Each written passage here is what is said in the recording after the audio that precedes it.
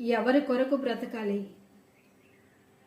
ఎందుకు బ్రతకాలి, ఎలా బ్రతకాలి అనుకుంటూ ఉన్నావా? బ్రతుకు, నీ బ్రతుకు అయిపోయింది అనే వారి ముందు నేను బ్రతకగలను అని బ్రతుకు. నీ కొరకు చనిపోయి బ్రతికిన యేసయ్య కొరకు బ్రతుకు. నీ బ్రతుకును నాశనము చెయ్యాలి అని చూసినటువంటి వారి దగ్గరకు నీ వెళ్ళని అవసరం లేదు. యోసేపు దగ్గరకు అన్నలు వచ్చిన విధముగా వారే నీ దగ్గరకు వచ్చేటట్లు దేవుడు చేయగలరు గనుక బ్రతుకు.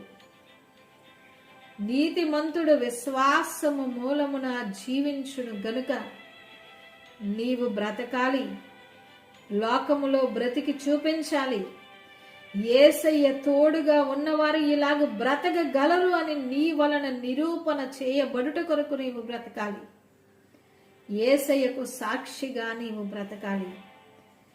ఈ స్వభావముతో నేను ఎందుకు బ్రతకాలి అనే ఆలోచన రానివ్వక నీవు బ్రతికి జయించి, నా జయము యేసు క్రీస్తు ప్రభుల వారు ఇచ్చిన జయము అని పలుకుట కొరకు నీవు బ్రతికి చూపించాలి.